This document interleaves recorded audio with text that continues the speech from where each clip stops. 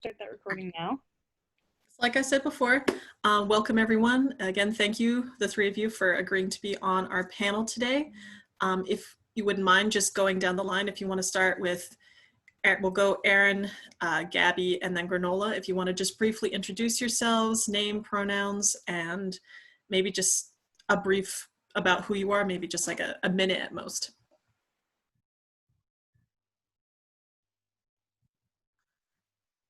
And um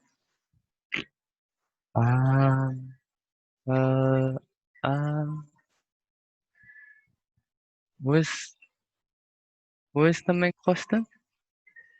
Oh, just your name, pronouns, and then just anything you want to say about yourself just to get started so people can get to know who they're asking questions to.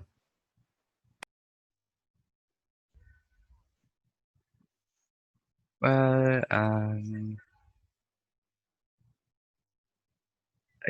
I guess I'm just I know I'm sure just I guess I just want to know I'm sure waiting here with an ambition with like want to know what ambitions of like academics. So most of I could really say about myself. All right, thank you. Gabby? Hi, I'm Gabby. You can use she, her, or they, them pronouns for me. About myself, I don't know. I'm a dancer. I like makeup, and my walls are covered in photos, so I like photography. That's something. All right, thank you. And last we have Granola. Hello. I'm Granola. I use they, them. This is Orpheus. They also use they, them. No. Do your thing. Why are you being distracted? And I don't know. I mean, I also like photography a lot. I have my camera with me. I don't know. I'm very gay. But yeah, I don't know what else.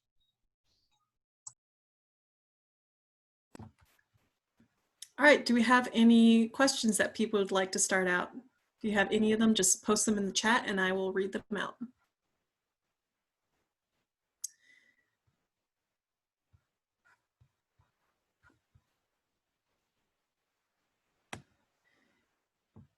While they're typing any of those up, I guess a question we could ask is, do you have anything in particular in your life so far with unschooling that you've either really enjoyed or a particular challenge that you've faced?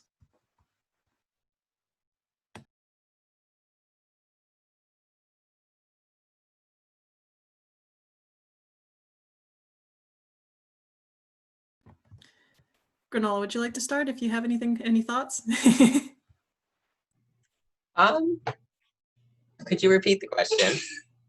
We'll actually, because Rachel just posted one into the chat, so we'll just go with hers real quick. Sorry. Lovely. What tools do you find most helpful in pursuing areas of interest? I mean, it depends. Obviously, like Google's always a good one. You need something.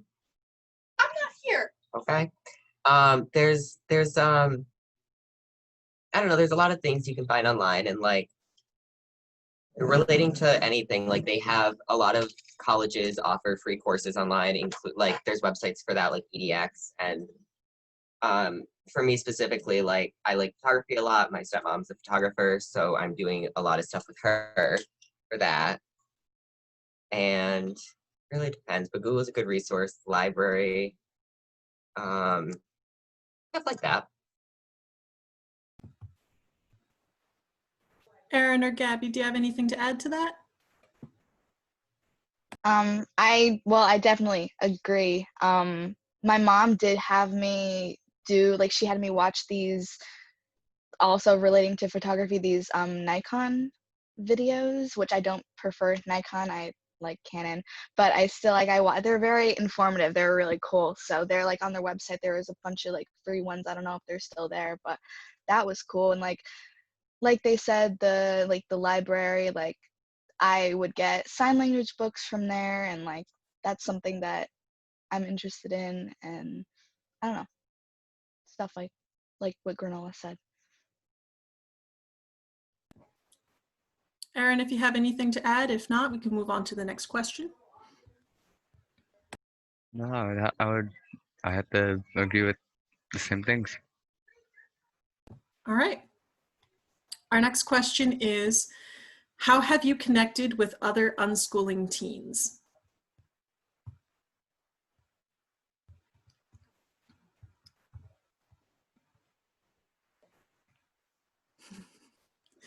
No awkward pause. Yeah, I mean, this is the main way I have, like through NEUC, I met Gabby, and then through Gabby, I met Orpheus, who I'm with now, F off. and those are my main friends, and we also have our group of friends, and I also met my friend Beth through NEUC. So NEUC and events of the sort are like mainly how I've connected with teens, and also the internet and social media websites.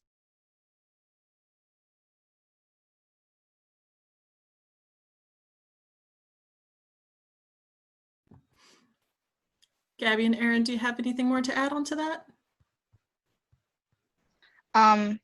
I definitely have to agree. I've gone to, NEUC, obviously, where I met Granola, and they're one of my best friends, and I love them so much. I've gone to Kalahari, which is like UWG Unschoolers Water Park Conference. We've gone to like Unschoolers Rock the Campground. That's pretty cool. I used to go there when I was little, and then I also went to NEUC like the first time when I was a little kid. But yeah, there's like conferences and stuff like that, which I've gone to a bunch of those, and like that's a good way.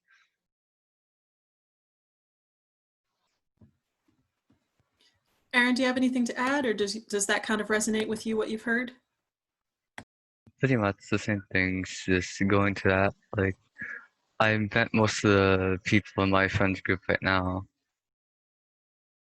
And I thought at NEUC, because at that point, I met one person like 1 year, then after but it became more and more, and like at that point we just became one big group. So yeah, but I agree. All right, thank you guys. Our next question is from Brenda, who asks, "You tell us what a typical day in your life looks like."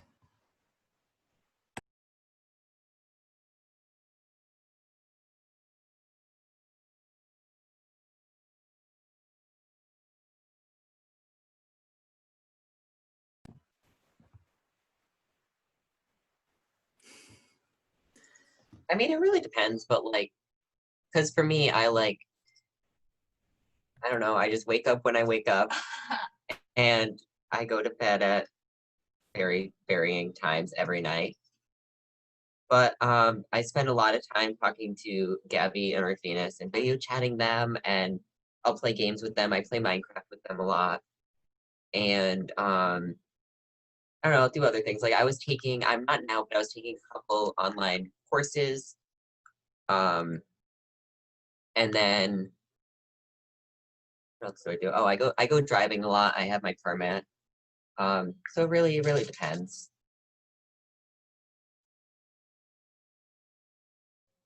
Like Granola said, yeah, we spend a lot of time talking to each other. Like I talk to my friends and video chat with them a lot, and yeah, well, I don't play as much Minecraft as those two, but we do that sometimes. Yeah, like they said, I wake up when I wake up, sometimes very kind of late, like noonish, which is and then go to bed usually pretty late. I don't know. I mean, I hang out with my brothers. I do stuff around the house. I hang out with my cat. Sometimes I see like select friends, but I don't know. And sometimes I'll go out and do other things or do other things in general, but that's like a typical day.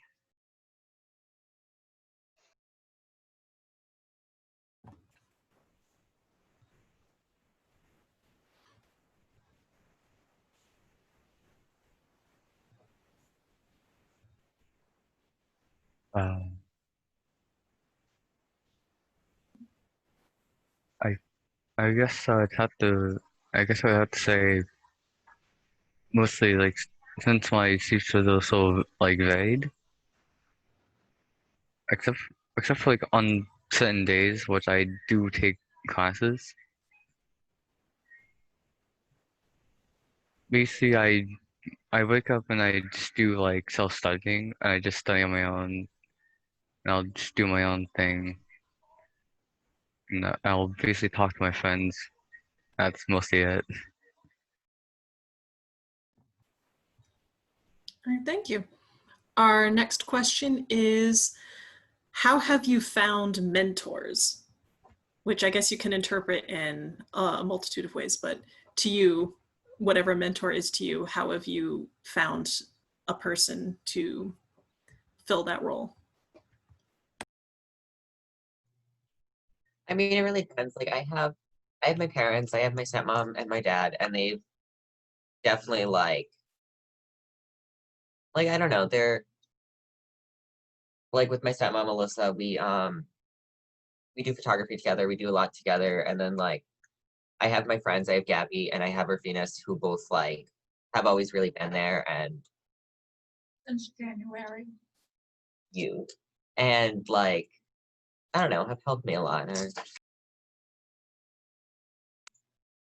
was I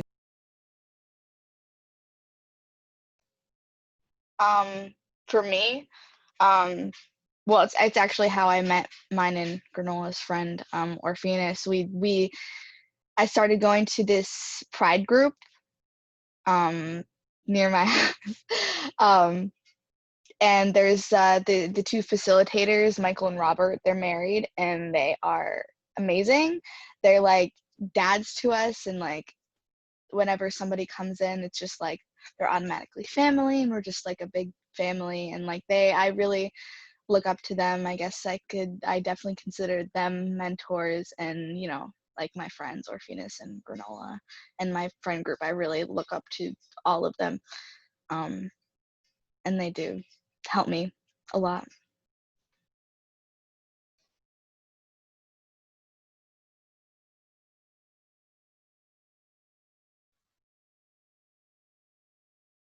I would have to say most of my parents, and I have to go with like my my film my film instructors too, because like I can they help me with some stuff. Definitely I can, because I can talk to them with like certain things, and it's like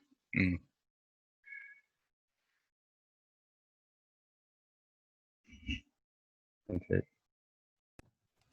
Thank you, guys. The next question that I'd like to skip over a few and then come back to some that were in the chat, but one that just got posted was, a thing our teen is struggling with is wanting to do a thing, but not being able or willing to do the prep, like going to sleep in order to be awake, and not wanting any help from us, and then being upset with herself.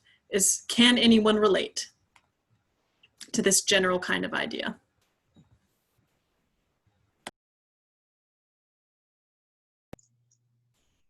I definitely can. And like I don't know if I really have like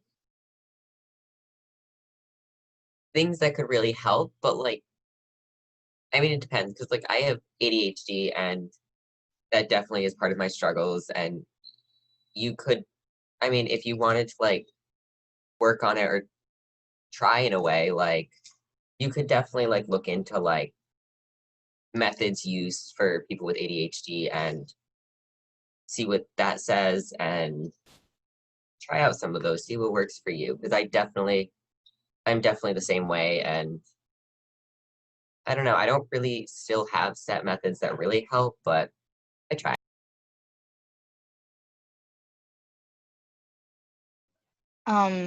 I can definitely relate. I mean, I struggle a lot with like motivation, so just doing things in general is like hard for me. Just like small things even. but I mean, I've gotten a little bit better recently, but I don't know. I definitely relate to that, but I don't know. I am still trying to figure it out.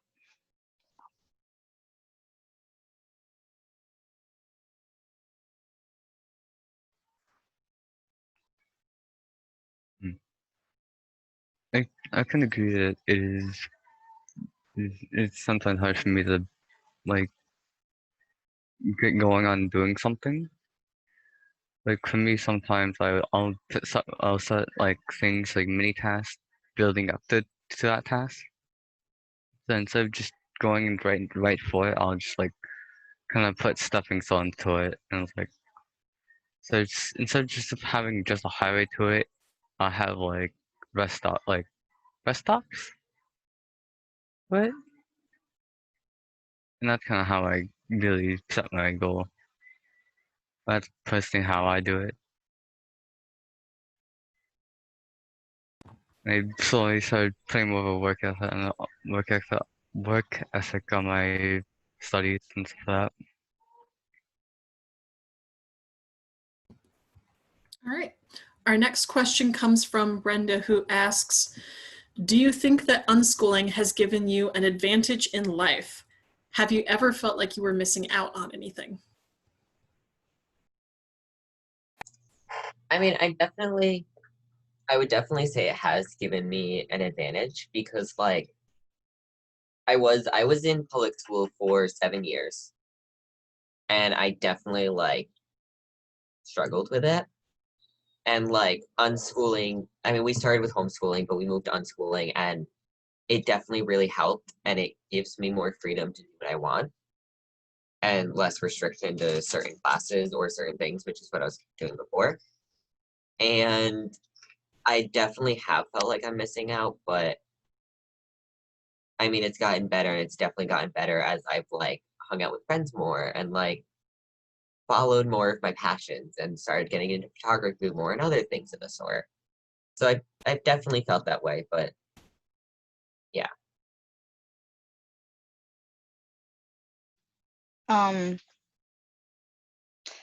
Yeah, no. I agree. I definitely feel like on one hand I do have advantages. Like I have a lot more freedom because I'm unschooled and I can do a lot more things and I don't know, just have more freedom with what I do.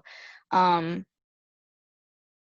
and I definitely have felt like I'm missing out on stuff. Like for years, because it's hard to like make friends, being unschooled. I mean, especially friends that you can actually hang out with, because then you go to the conferences and then people live everywhere and then, you can't see them because they live so far away.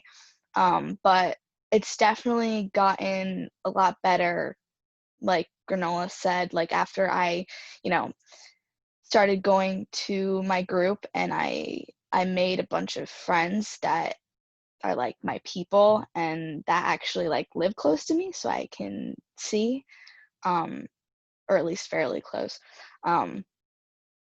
But yeah, it's definitely the feeling kind of like I'm missing out has gotten a lot better. It's still is there sometimes, but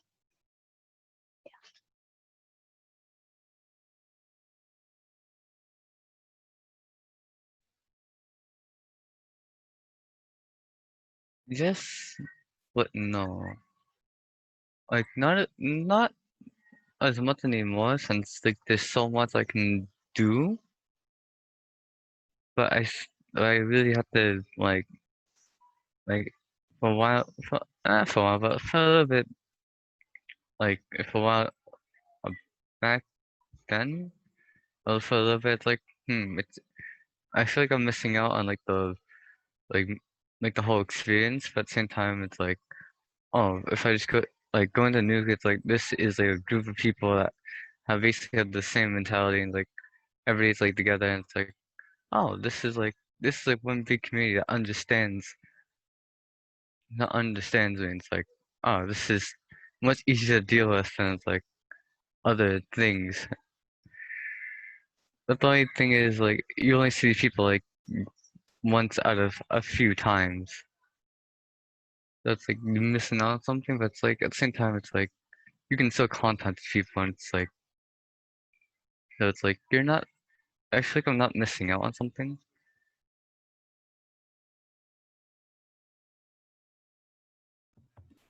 All right, thank you guys. Our next one comes from Sarah, who asked, what is your favorite way to spend your time, and what benefits do you see this hobby/engagement to have for your overall well-being? I mean, I spend a lot of time playing video games, Minecraft, and talking with friends, doing photography, and a range of other things, but like mainly generalized on those. And I don't know, it's definitely nicer to be able to work on what you want when you want and like explore your passions more, maybe like because I wouldn't be able to explore as much as I wanted in certain fields, like for example, what I want to go to school for. And I wouldn't be able to explore that as much, but now I can. And so that definitely is really nice and helps a lot.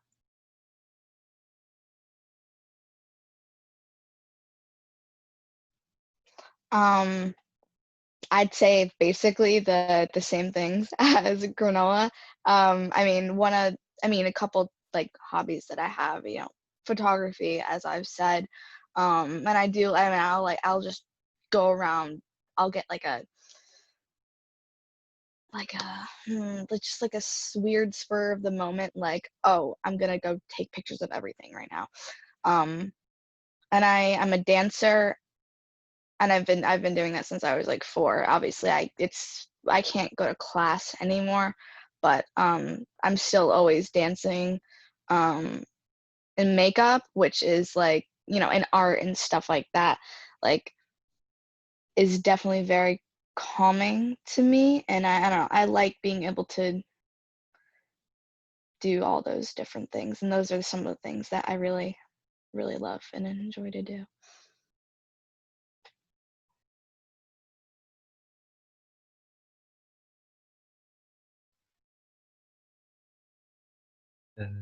Depends. Because I never really spend the time doing always the same thing.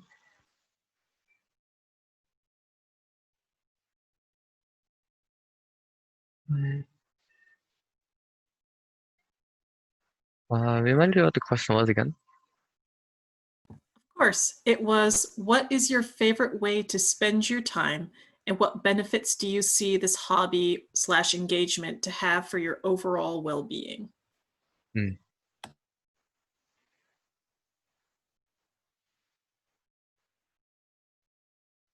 It really depends. Like, there's many things I do, and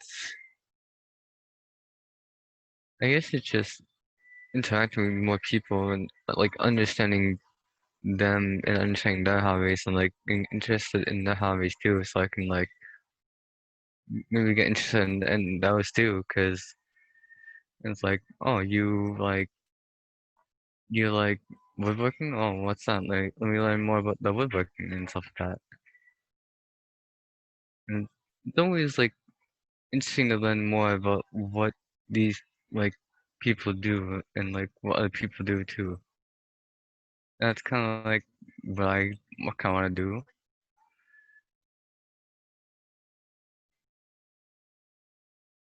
That's all I can say. And also, I agree a lot more too. All right. I'm going to jump a question ahead again just a little bit. This one is, have you experienced periods where you didn't feel like you had any passions to follow? What did you do during that transitional time? I mean, yeah, I definitely have. And I think a lot of what I did like during that was like video games and um talking with friends, talking with Gabby, and um I don't know, going outside. I've always liked going on walks and like going in the woods, walking around the woods and exploring and small things like that. Um, I've definitely had periods of times where I've experienced that. I don't know. In those times, I feel very lost, and I do feel like that. Not a lot, but it does. The kind of feeling of like I have nothing. Like you said, that I'm like have to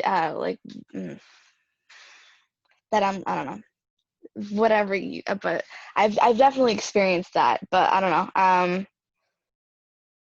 Those times are hard. But I don't know, to get out of it, or I don't know what I do during it.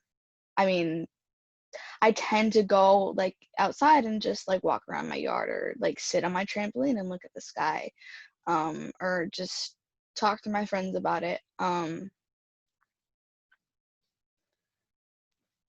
Yeah, and I don't know.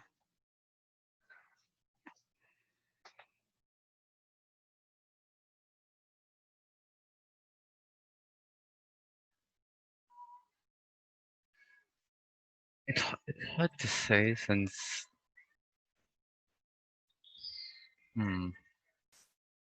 for me it's never like one of these things. It's usually like I can't really think of any. I can't really think of anything. It's more. It's just like it's just like one of these things. I'm not inspired of anything right now. If I don't, I like if I want to like do something, I can't like I can't do something on the spot at that moment. Like I can't, but it's like I'll do something else. Like oh, there it is, and that's like the hard thing for me. It's like oh, I can just kind of do that. Because another thing can just like inspire me and or just make me think about another thing. It's like oh, I need that will kind of push me into that kind of not mentality, but like thinking. If that makes any sense. Yes, it does. There was a brief follow-up to that they just posted is when you guys have experienced these periods, how long have they typically lasted for you? I mean, that really depends, and I honestly don't have a clear answer. But like, I don't know. I think it depends on the time and depends on the circumstances. And like, I haven't really had it recently. Like, I have like, um, I don't know, different things like photography. I've had a huge passion in photography, and so that's definitely been like one thing to just keep the passion going. But I don't really know how long they last. I guess it really depends.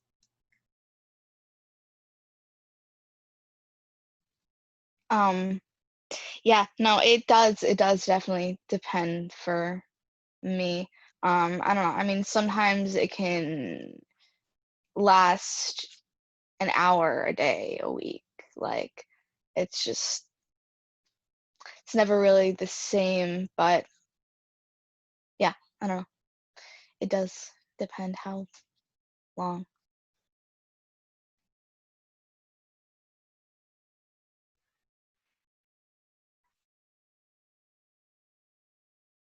I guess for me it's one of those things where I would have to really have to clear my mind and like oh I guess I saw something. So the length of time between like not like having a like something and having like an actual like dedicated thing is don't really have a documentation of that. But I would say maybe like it could go from maybe a couple minutes to like now it's like I don't know what to do or like oh there it is right there. And it could be anything. It could randomly pop up.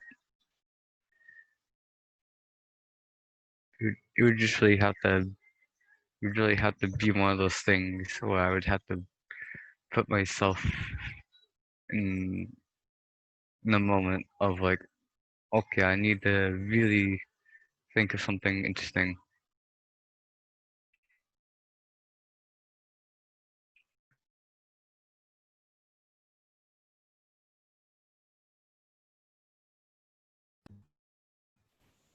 All right, thank you guys. My apologies.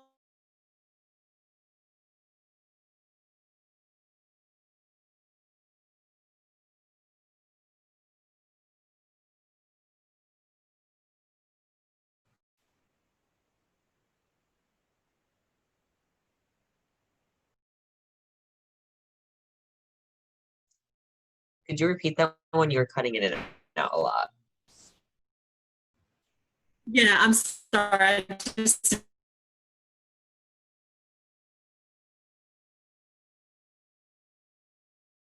My family doesn't really, they don't really document too much, just because like in the past we documented like work I've done. I used to do a curriculum for math, and we saved a lot of the work I did in my college classes that I took. But generally, like Connecticut, I live in Connecticut, and Connecticut doesn't really require like anything from you. Like you can just like start homeschooling your kid from 5 years old, and you don't even have to tell the school system that like Connecticut is really like lax. It doesn't have much. We don't really have to do really anything for the state or anything like that.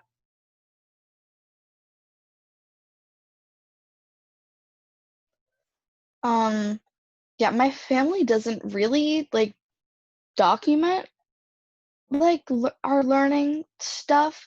I'm honestly I don't even know if the state like requires you to document all that much, but I do know like every like year or so, or uh, however long, we have to like me and my sister have to take these like tests to like evaluate where we are or something, just to see where we're at. But yeah, we don't really document all that much.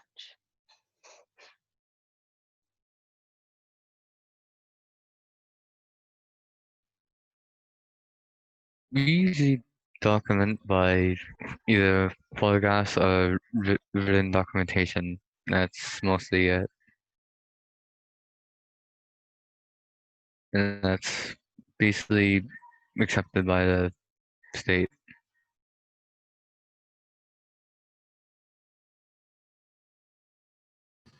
All right, I realized we had another follow-up question to the one you guys previously answered about feeling periods of not having a passion to follow. And they asked, when you are feeling like that, what is the best way for your parents to support you? If they make suggestions of things you've enjoyed in the past or things they think you might like, does that help? Or do you feel like they are intruding? I mean, I think it really depends. And like I was thinking about this question before when it was first asked, and like one of the things I was just thinking about is like I think there's definitely a line between like helping out and intruding, just because like it can feel like you are, I don't know, I think there's, I don't know quite where this line is, but there's definitely a line between like trying to help out and making the child feel like they're lazy or they're like not doing enough with life. And that's obviously not going to be great for them. And so like you don't want to go that far, but like you could also talk to them and see what's helped them specifically, if they have an answer to that. And if not, that's fine. Like obviously not everyone knows everything, and even about themselves. And like it's just, I think it definitely can feel like intrusion, and I think that depends on the kid. But like you could, I mean, you can definitely help, but you can also like help them explore different ways to find passions they have or passions they might have. Like for example, going to a class or taking a class or helping them learn it directly or doing something online with it.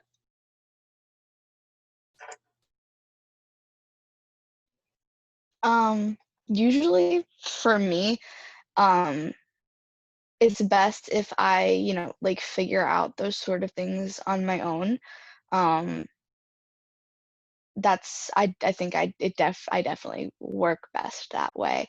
And I mean I honestly don't even really talk to my parents about like when I feel like that. So I honestly I don't know what they could do I don't know. But me personally, I do definitely like it's definitely best for me to figure out those things on my own. And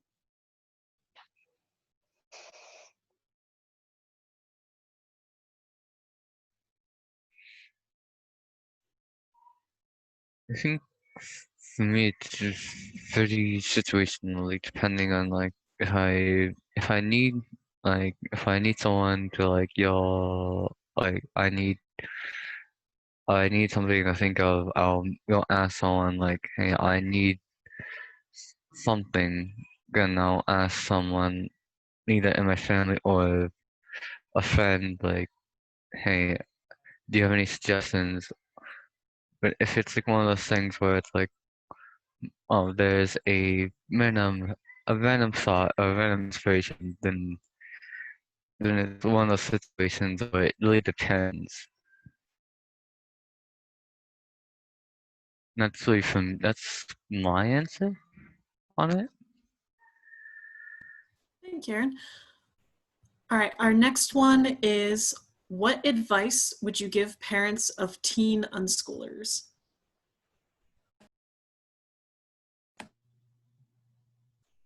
I don't know. I mean, I feel like this question could be taken in many different ways and is very like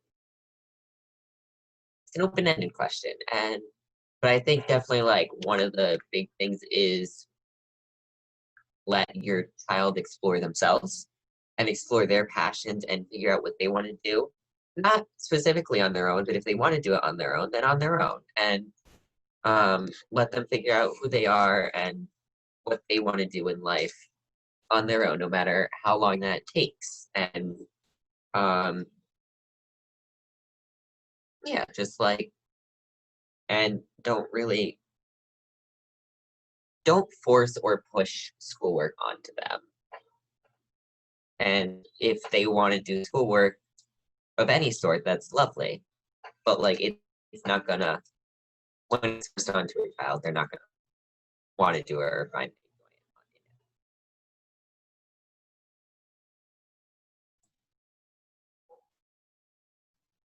I mean, every kid and every family dynamic is, different.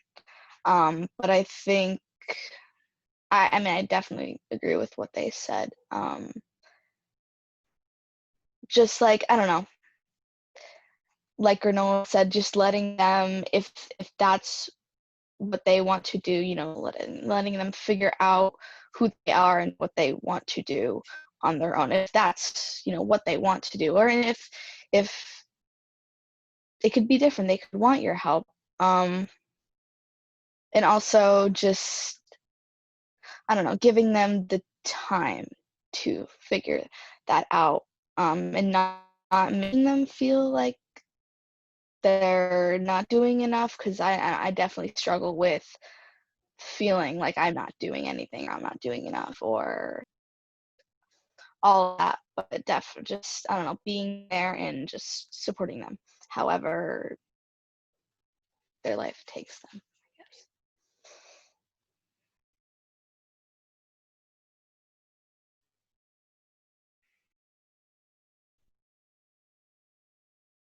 I guess I was to say mostly like like obviously let your child mostly discover and learn like independently, but also be supportive on what they're doing. But if they need help or they seem like they seem like they want to learn something, but they won't directly say it, then slowly kind of inch toward those things. Because not every child will say, hey, I want to do this or this or this, but they will have interest in it, and it's hard to really engage in that, but sometimes you kind of have to kind of inch toward those interests, and I feel like that's one thing that's kind of like the thing you have to find by inching towards it, not like pushing into it. But as long as you support and trust that they're like I trust independent learning. I think that's a good structure. I think as long as you have a good balance, then it should have a good flow.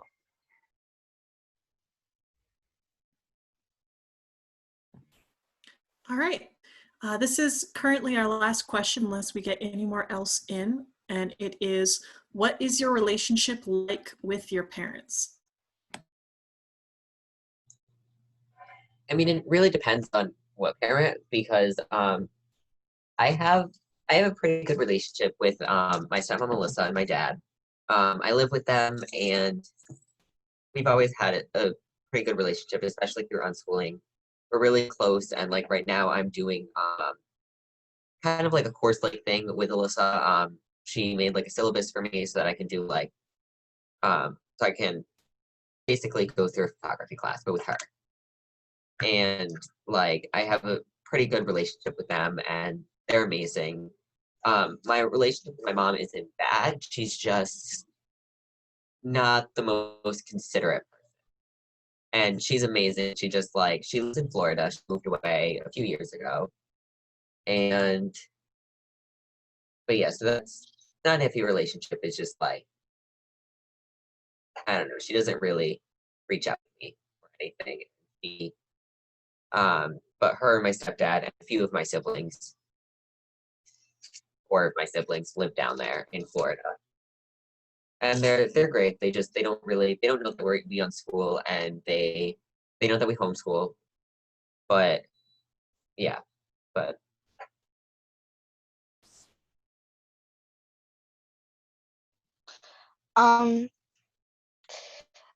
That's definitely um my relationship with my mom isn't necessarily the best. I mean, it's okay. I mean, we don't get along that much. I mean, it's gotten better, I guess, over time, but like, I don't know, we tolerate each other. We just, I don't know, we're not like really close or anything, but I don't know, it's okay. And then with my dad, we definitely are closer, and we definitely have a better relationship. And I don't know, me and him get along very well. But yeah.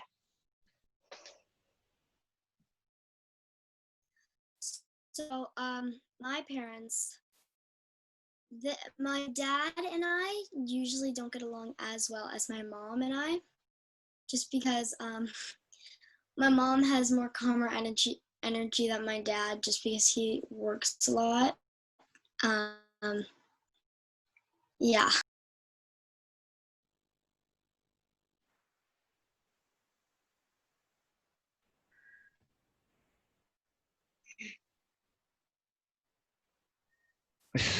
Personally, for me, the dynamic between well, the relations between my parents and I is pretty good.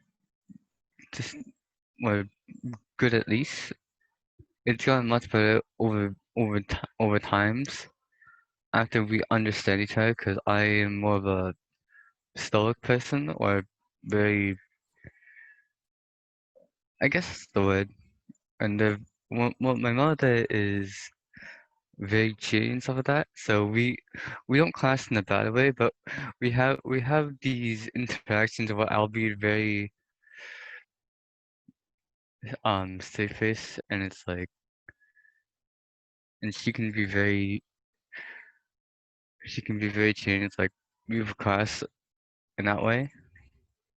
But we have a good understanding now of each other, and I think the family understanding has gotten much better over the time since we become more open with each other, since that's basically how we understand each other more, because we just open up to each other.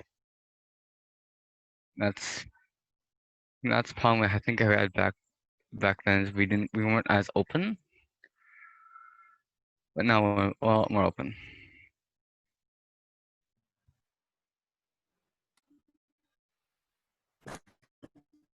right. I want to thank all of you guys so really for being here and offering your thoughts and support to everyone. This is our last panel for today, so we're going to be picking this up again next week. On Saturday, we just have the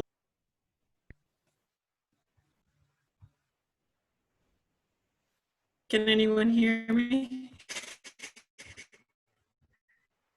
You're a little choppy, Rhiannon. I don't know if it's that way for everyone else or if it's because we're on the same Wi-Fi. Yeah, Emmett, would you mind finishing up for me then? I don't think, just in case the internet goes out on me again. Sure, yeah. Yeah, I think Rhiannon was just saying thank you all for coming and thank you to the panelists for coming and sharing your wisdom. We know that it can be a hard thing to get in front of a crowd and speak about unschooling, and something that we've talked and heard about on a lot of panels is the difficulty of constantly representing unschooling. So thank you to the three of you really for putting yourselves in that position, putting yourselves out there, sharing your story. Thank you for everyone who came and asked questions and participated. This is our last panel of this weekend, so or last event actually of this weekend. So hopefully we'll see some of you next weekend. We have our Unschoolers only support space and then a college-bound unschoolers kind of workshop discussion and kind of careers, so looking at kind of unschoolers growing up and going forward kind of events next weekend. So hopefully we will see you all there. And again, thank you so much to everyone who came and participated and asked questions. This was wonderful. Thank you all for your time, and we look forward to seeing you next weekend. All right, have a good day, everyone. Bye.